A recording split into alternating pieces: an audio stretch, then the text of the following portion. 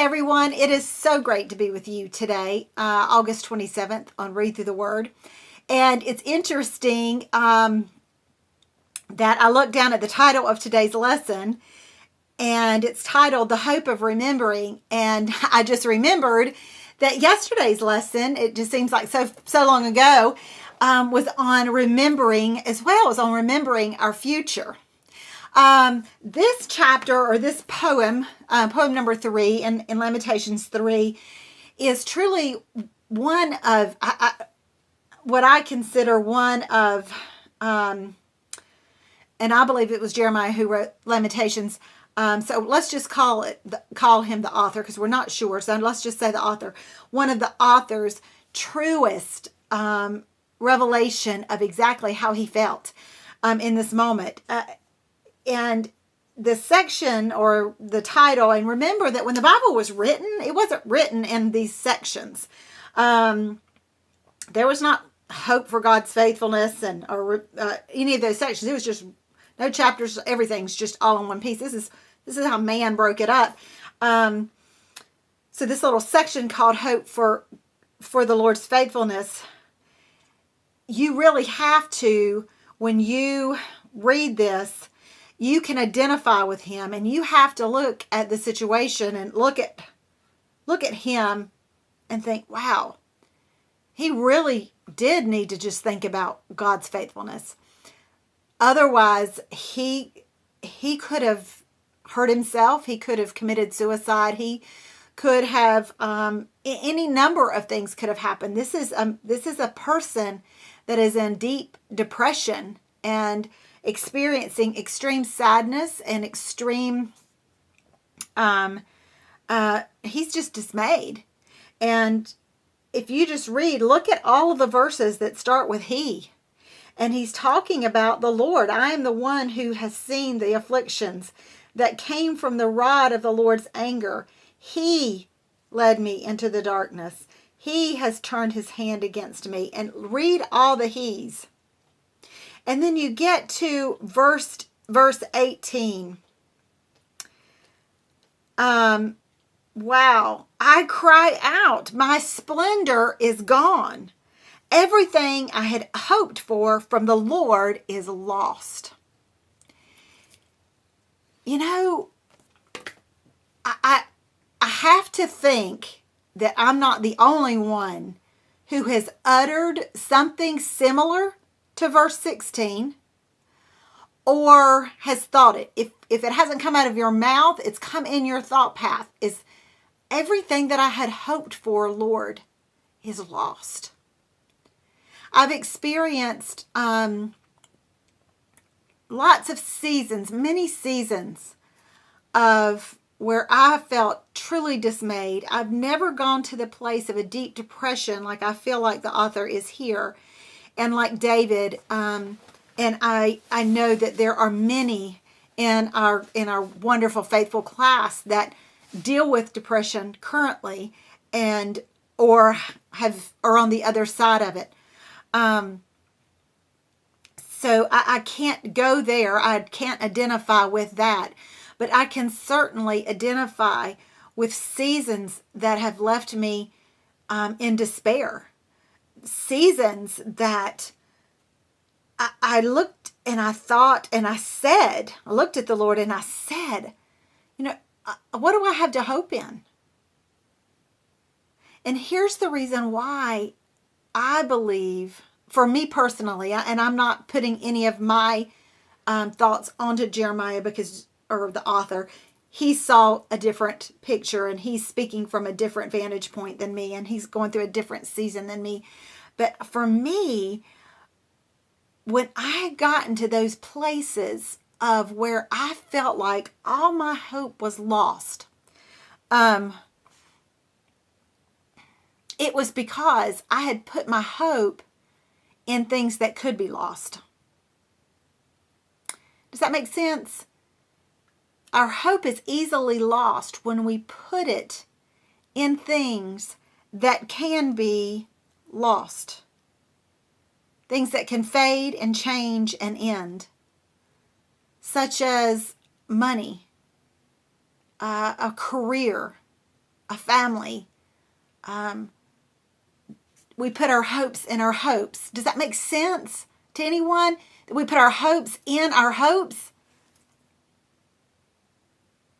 We put our hopes in our appearance and all that entails. We can put our hope in our church, in our leaders, in our pastors, in our teachers. We can put our hope in our own name and reputation and fame. But what I'm learning and have learned and still learning, let me say that, is that all of these will fade and change and end. They will. And should I say also fail? Add that to the list. Jeremiah says this. He says, everything I hoped for from the Lord is lost. I thought of my suffering and my homelessness is bitter beyond words. I will never forget this awful time. Wow. I just feel in my heart that somebody's having a hard time today dealing with this. I will never forget this awful time as I grieve over my loss. Oh, friend, if you are dealing with that, I just feel it very strongly. If you are grieving right now over your loss, and if you are having an awful time, here are the words for you today. Yet I dare to hope.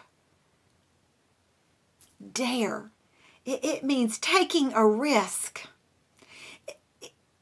Go against what your feelings are telling you. Go against what the world is telling you. Dare to hope. But this is what he says he's hoping in. He's hoping in what he remembers.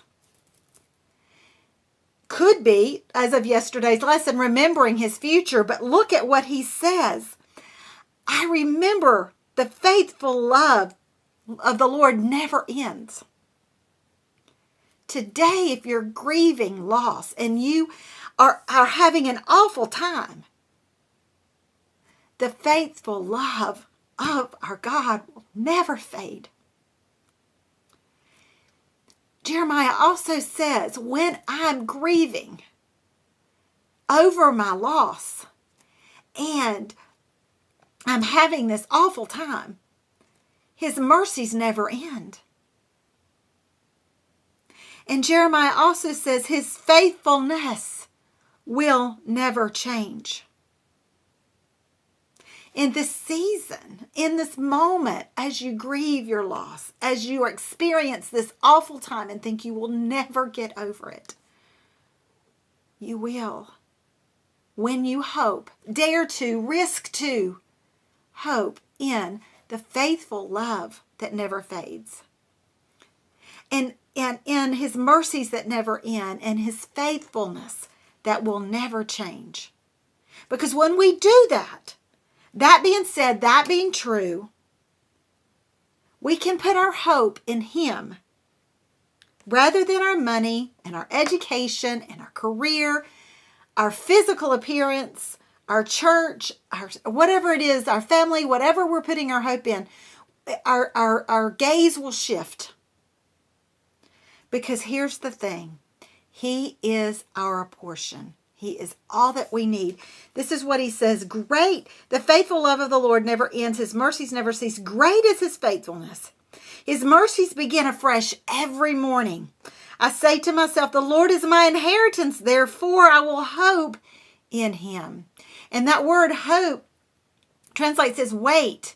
In the season of grief, in the season where you feel like that you're having this awful time and it will never end, he's saying the hope that you can wait and hope. It's a waiting expectation of the Lord and his faithfulness.